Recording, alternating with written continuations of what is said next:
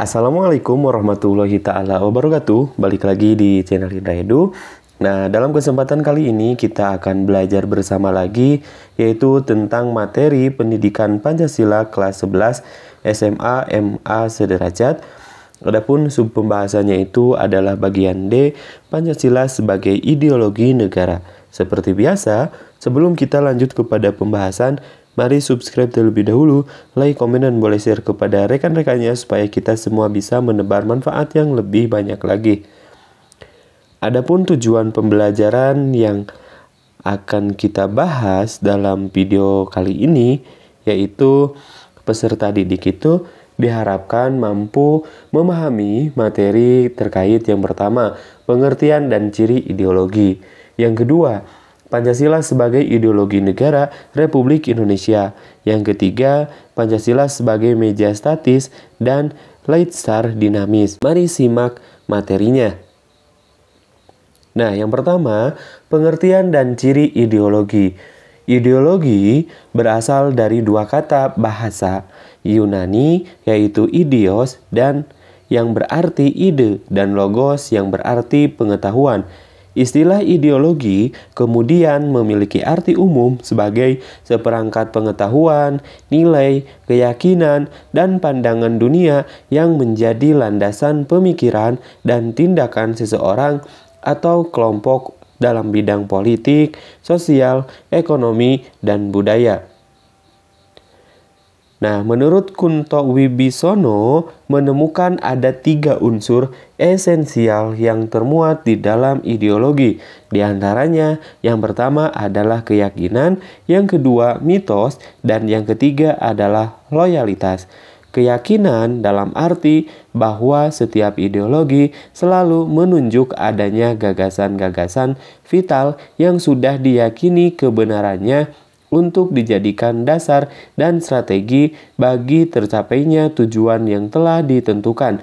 Yang kedua, mitos, dalam arti bahwa setiap konsep ideologi selalu memitoskan suatu ajaran yang secara optimistis pasti akan menjamin tercapainya tujuan melalui cara-cara yang juga telah ditentukan. Yang ketiga, loyalitas, dalam arti bahwa setiap ideologi selalu menuntut keterlibatan optimal atas dasar loyalitas dari para subjek pendukungnya. Adapun yang berikutnya, ideologi memiliki ciri umum sebagai berikut. Yang pertama, berpandangan dunia. Yang kedua, mengandung nilai dan tujuan. Yang ketiga, berpengaruh pada kebijakan. Nah, kita bahas yang pertama terlebih dahulu. Berpandangan dunia. Ideologi memberikan suatu cara pandang terhadap manusia, masyarakat, budaya, ekonomi, agama, dan kekuasaan secara konsisten, terpadu, dan menyeluruh. Yang kedua, mengandung nilai dan tujuan. Ideologi selalu mengandung nilai-nilai dan tujuan yang ingin dicapai atau diwujudkannya. Biasanya, nilai-nilai ini berkaitan dengan kebangsaan, kemanusiaan, keadilan, kebebasan, kesetaraan, dan keamanan. Yang ketiga, berpengaruh pada kebijakan. Ideologi mempengaruhi pembentukan kebijakan dan pengambilan keputusan politik yang menyangkut hajat hidup orang banyak.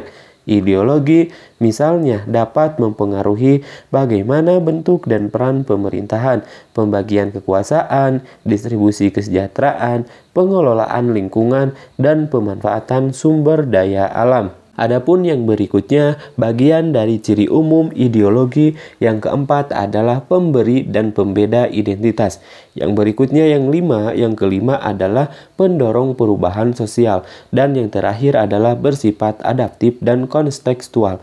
Nah, maksud dari pemberi dan pembeda identitas, ideologi dapat menjadi sumber identitas dan pembeda bagi satu individu atau kelompok dengan yang lainnya. Seorang individu atau kelompok dapat memaknai dirinya dan orang lain melalui ideologi. Adapun yang kelima, pendorong perubahan sosial. Ideologi seringkali menjadi pendorong perubahan tatanan sosial dan politik. Dalam hal ini berkaitan dengan ciri mengandung Nilai dan tujuan ideologi dapat dijadikan landasan bagi gerakan sosial atau politik yang ingin mencapai atau mewujudkan perubahan dalam masyarakat.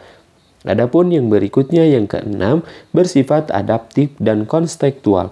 Ideologi tidak kebal terhadap perubahan dan perkembangan yang terjadi. Dalam hal ini, ideologi mampu merespon tantangan-tantangan tanpa mengubahnya menjadi sesuatu yang lain. Adapun yang berikutnya, yang kedua, pembahasannya terkait Pancasila sebagai ideologi negara Republik Indonesia. Pancasila sebagai ideologi negara harus dijadikan tuntunan dan tugas kita adalah mengamalkannya dalam kehidupan sehari-hari. Telah kita ketahui bersama bahwa Pancasila berkedudukan sebagai ideologi negara karena kepribadian bangsa Indonesia mencerminkan nilai-nilai Pancasila. Sebagai ideologi negara, Pancasila juga memberikan tuntunan bagi arah dan tujuan negara Indonesia yang hendak dicapai. Yang berikutnya, yang ketiga adalah Pancasila sebagai meja statis dan juga laitsar dinamis. Nah, maksud dari Pancasila sebagai meja statis, Pancasila dapat dikatakan sebagai titik yang mempertemukan dan mempersatukan keragaman bangsa serta mendasari ideologi dan norma negara. Sementara Pancasila sebagai laitsar, Pancasila menyediakan cita-cita, kemauan, dan kemampuan untuk mewujudkannya. Nah, dalam konteks sebagai laitsar yang dinamis, Pancasila bukanlah dasar yang diam, mematung, tetapi juga mampu menggerakkan dan mengarahkan bangsa Indonesia dalam merespon dan mengantisipasi tantangan-tantangan setiap zaman yang terus berubah. Nah, itu maksud dari Pancasila sebagai meja statis dan juga Pancasila sebagai laitsar dinamis. Jadi, dapat kita tarik kesimpulan bahwasanya Pancasila sebagai meja statis itu dapat dikatakan sebagai titik yang mempertemukan atau mempersatukan keragaman bangsa serta mendasari ideologi dan norma negara.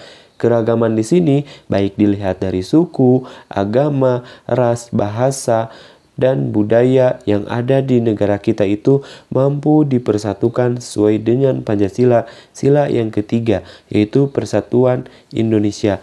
Sementara sebagai laitsar, Pancasila itu menyediakan cita-cita, kemauan, dan juga kemampuan untuk mewujudkannya tentunya dalam berbagai bidang kehidupan. Yang paling utama adalah dalam kehidupan kita sehari-hari, baik itu dalam lingkungan pendidikan, lingkungan sosial, lingkungan budaya, lingkungan adat istiadat, atau tempat kita tinggal. Sementara dalam konteks sebagai laitsar atau gabungan dari laitsar yang dinamis, Pancasila itu bukan hanya merupakan dasar yang mematung, diam, melainkan mampu menggerakkan dan mengarahkan bangsa kita dalam merespon setiap kejadian atau tantangan-tantangan yang semakin kesini, zaman juga semakin berubah. Terima kasih, sampai jumpa di pembahasan berikutnya. Kami akhiri, Assalamualaikum warahmatullahi wabarakatuh.